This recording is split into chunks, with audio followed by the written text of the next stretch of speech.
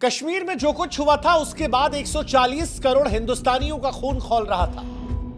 हर कोई यह जान रहा था कि अब कुछ बड़ा होगा और अब भारत ने पाकिस्तान को असली चोट दी है। एक ऐसी चोट जिसमें ना टैंक चलाया गया, ना मिसाइल गिराई गई, ना 2016 जैसी सर्जिकल स्ट्राइक हुई और ना 2019 जैसी बालाकोट एयर स्ट्राइक। इस बार भारत ने वो युद्ध शुरू किया है जो खून तो नहीं बहाएगा, लेकिन प्यास की तड़फ से पाकिस्तान को झकझोर कर रख देगा। और नतीजा, पाकिस्तान में अब चूल्हे नहीं जलेंगे, पाकिस्तान में बच्चे प्यास से तड़पेंगे, नौकरियां खत्म हो जाएंगी, कारखाने बंद हो जाएंगे, अस्पताल ठप हो जाएंगे, कराची लाहौर जैसे शहर अंधेरे में डूब जाएंगे, सब्जियों के दाम आसमान छुएंगे, खेत सूखेंगे, किसान भूख से तड़पेंगे, जनता सड़कों पर होगी। मौत गोली से नहीं, प्यास से आएगी।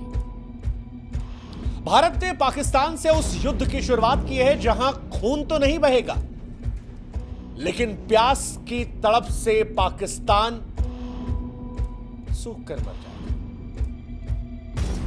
क्योंकि इस बार वार वाटर स्ट्राइक से है। इंडिया वर्सेस पाकिस्तान में वॉर जो है वो वाटर स्ट्राइक की है। इंसाफ की धार में भारत का पहला प्रहार, वो प्रहार जो इतिहास में प्यास से लिखा जाएगा, वो प्रहार जो पाकिस्तान की रीढ़ पर ऐसा वार है जिसकी गूंज सदियों तक सुनाई पड़ती है। पहलगाम में दरअसल जब पाकिस्तान समर्थित आतंकवादियों द्वारा हिंदुओं का नरसंहार हुआ तो यह भारत के सब्र का आखिरी बिंदु था।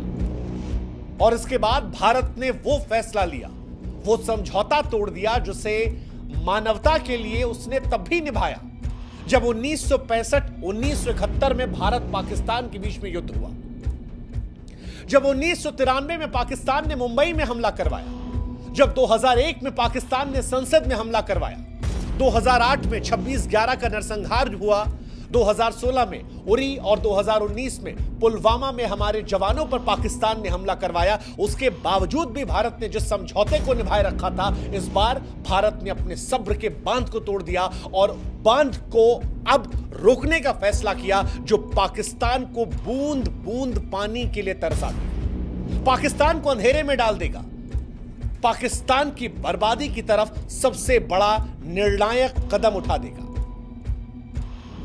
भारत ने 5 निर्णायक कदमों के जरिए पाकिस्तान को कूटनीतिक, आर्थिक और रणनीतिक मोर्चों पर घेर लिया है। 5 फैसले लिए, पंच मारा है। पहला, अटारी बॉर्डर बंद कर दिया है, जिसका मतलब है कि द्विपक्षीय व्यापार, यानी अब भारत से पाकिस्तान में कोई व्यापार नहीं, आवागमन बंद। वो जो बॉर्डर पर हिंदुस्तान पाकिस्तान करते थे वो सब खत्म। दूसरा, सिंधु जल समझौता, जिसे पाकिस्तान की जीवन रेखा कहा जाता है, उस पर प्रहार। तीसरा, भारत में पाकिस्तानी उच्चायोग को बंद कर दिया, कहा सामान पैक करो, यहां से निकलो। भारत दुनिया के सामने पाकिस्तान को दिखाना चाहता है कि यह आतंकवाद समर्थित देश है, वो देश जो आतंकवाद को भारत में प्रायोजित करवाता है, और अब भारत पाकिस्तान से कोई रिश्ता नहीं रखेगा। पाकिस्तान हाई कमीशन को भारत से निकलने का आदेश जारी कर दिया गया है, कोई कूटनीतिक रिश्ता नहीं होगा। और यह बहुत बड़ा फैसला है दुनिया के लिए मैसेज देने के लिए कि पाकिस्तान आतंकवादियों को सपोर्ट करता है। पाकिस्तान के अधिकारियों को 7 दिन में दिल्ली से वापस जाना पड़ेगा। पाकिस्तान के जो नागरिक हैं उन पर भी प्रतिबंध लगा दिया गया है। 48 घंटों में उन्हें भारत छोड़ने का आदेश दिया गया है। जितने वीजा थे सब कैंसिल, अब कोई पाकिस्तानी हिंदुस्तान में नहीं आएगा। लेकिन इन सब के बीच सबसे घातक रहा सिंधु जल समझौते का रद्द होना, जिसे वाटर स्ट्राइक कहा जाता है। और यह भारत और पाकिस्तान के बीच में पहले जल युद्ध की शुरुआत है। इससे पहले कि बताएं कि पाकिस्तान बर्बाद कैसे होगा, आपको समझा देते हैं कि सिंधु जल समझौता है क्या। सिंधु नदी और उसकी सहायक नदियां, जिसमें झेलम और चिनाब का नाम है, पाकिस्तान की जीवन रेखा है। ये नदियां 4 देशों से होकर गुजरती हैं और 21 करोड़ से अधिक लोगों की जल आवश्यकताओं को पूरा करती हैं। 1947 से ही इसका विवाद शुरू हुआ था, लेकिन भारत ने तब दिल बड़ा किया और पंडित नेहरू ने साल 1960 में सिंधु जल समझौता किया। वो समझौता जो पाकिस्तान के लिए बेहद फायदेमंद रहा। पाकिस्तान को सिंधु, झेलम और चिनाब नदी का 80% पानी दिया गया। भारत को रावी, व्यास, सतलज का पानी मिला जो टोटल पानी का 20% था। अब यह समझौता पाकिस्तान के लिए लाइफलाइन है। भारत ने, जैसा हमने कहा कि जब तमाम बार तनाव हुए तब भी इस समझौते को ब्रेक नहीं किया, क्योंकि यह समझौता पाकिस्तान को बर्बाद करने के लिए काम था। और अब जब भारत ने यह कदम उठाया है तो पाकिस्तान पर इसके विनाशकारी प्रभाव पड़ेंगे। कैसे, वो हम समझाते हैं। दरअसल पाकिस्तान की 80% सिंचाई सिंधु और इसकी सहायक नदियों पर निर्भर है। पाकिस्तान में खेती करने के लिए जो 93% पानी का उपयोग होता है वो यहीं से होता है,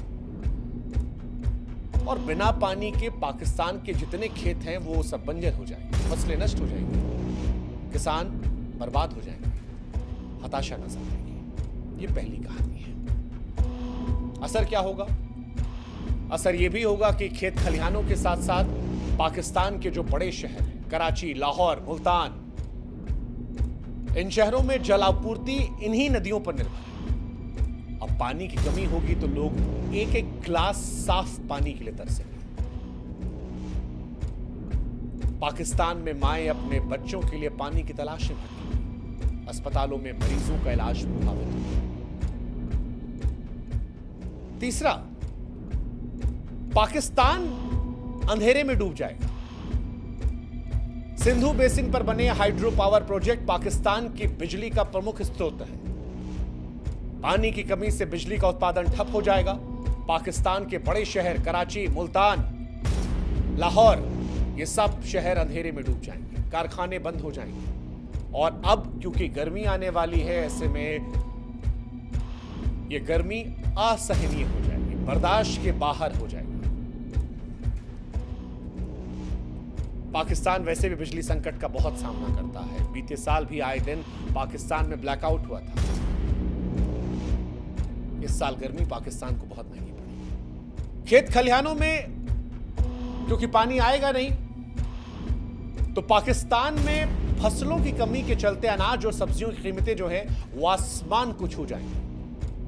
पाकिस्तान वैसे भी भुखमरी कगार पर है, लेकिन अब गरीब परिवारों की थालियां खाली रहेंगी, भुखमरी का खतरा मंडराएगा।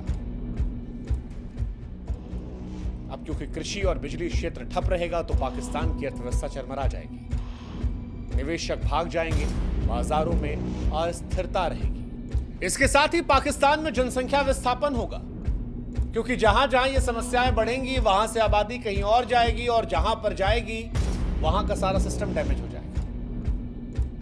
पाकिस्तान की जनता सरकार के खिलाफ विरोध को लेकर सड़कों पर भी आ सकती है। सरकार के खिलाफ पाकिस्तान में नाराजगी बढ़ सकती है,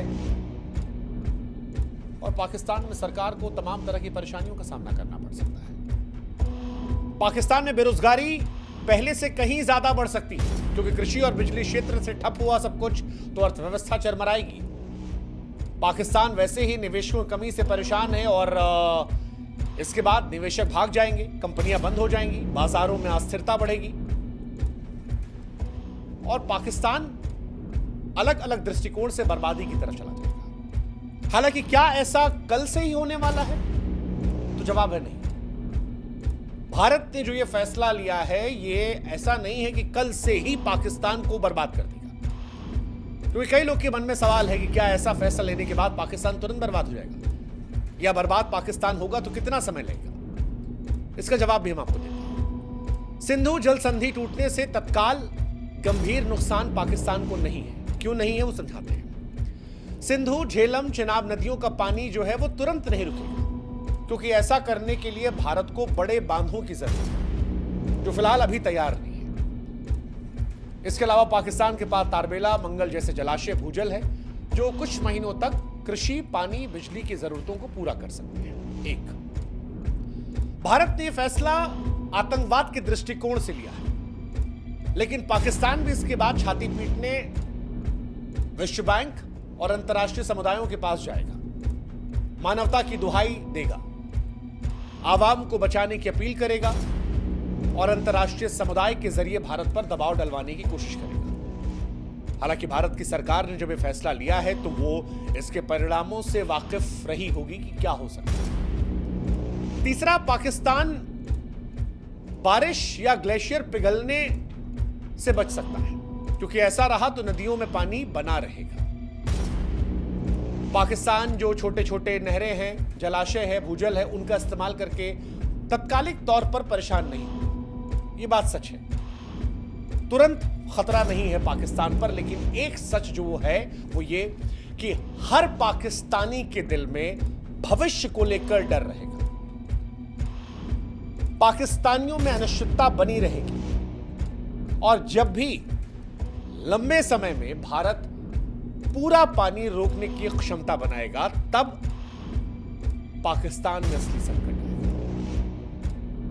खेती का संकट, नौकरी का संकट, रोजगार का संकट, बिजली का संकट, बर्बादी का संकट, भूख का संकट, और इन सब से चीखें। अभी ये सिर्फ डर है जो चुपके से पाकिस्तान में खरीद रहा है, लेकिन भारत ने कश्मीर के पहलगाम में जो कुछ देखा, जो कुछ सुना, जो कुछ जाना, उससे जो डर पैदा हुआ, जो गुस्सा पैदा हुआ, जो नफरत आई, उसके बाद मानो पाकिस्तान को स्पष्ट संदेश देने का मन बना गया है कि भारत ना हमास जैसी हरकत बर्दाश्त करेगा और ना पहले जैसी खामोशी। अगर हमला हमास जैसा होगा तो पाकिस्तान को जवाब इजराइल जैसा मिलेगा। और इसीलिए हम कह रहे हैं कि चाहे एयर स्ट्राइक हो या सर्जिकल स्ट्राइक, उससे कहीं ज्यादा भारी ये वाटर स्ट्राइक होगी, क्योंकि ये वाटर स्ट्राइक न केवल पाकिस्तान को झकझोरेगी बल्कि विश्व को भारत की दृढ़ता का संदेश देगी और भविष्य में सुनिश्चित करेगी कि पाकिस्तान ऐसी कोई हिमाकत करने के पहले 10,000 मर्तबा सोचे, अपनी आवाम को लेकर सोचे कि क्या वो अपनी आवाम को यूं मरने के लिए छोड़ देगा। इंसानियत के दृष्टिकोण से भारत के उठाए कदम शायद बहुत कठोर हैं, लेकिन वो जो एक मशहूर शेर है कि मुख्तसर सा गुरूर भी जरूरी है जिंदगी में जीने के लिए, ज्यादा झुककर मिलो तो दुनिया पीठ को पायदान समझ लेती है। पाकिस्तान ने भारत की इंसानियत का बड़ा गलत इस्तेमाल किया है और अब भारत के लिए यह बताना जरूरी है कि हो अगर जिंदा तो जिंदा नजर आना जरूरी है। यह संदेश है तमाम लोगों के लिए जो भारत की संवेदनशीलता का नाजायज फायदा उठाते हैं। उम्मीद करते हैं कि इस बार प्रहार इतना घातक होगा कि भविष्य में कोई भी देश हिमाकत करने के पहले 1000 मर्तबा सोचेगा। ये शायद उन लोगों को भी सच्ची श्रद्धांजलि होगी जो कश्मीर को जन्नत समझ के वहां पर लुत्फ उठाने गए थे। वो लोग जो अपने हनीमून पर गए थे, या वो जो कहीं नौकरी करने के बाद चंद पैसे बचाकर जिंदगी की थोड़ी खुशियां ढूंढने गए थे और उन्हें बेरहम मौत दे दी गई क्योंकि वो हिंदू थे। हिंदुस्तान गोली नहीं चलाएगा, युद्ध खून से नहीं लड़ेगा, लेकिन इस बार वॉर पानी का होगा, प्यास का होगा, और पाकिस्तान इस बार प्यास की तरफ से झकझोर जाएगा। इंसाफ की धार, ये भारत का पहला प्रहार है जो इतिहास में प्यास में लिखा जाएगा।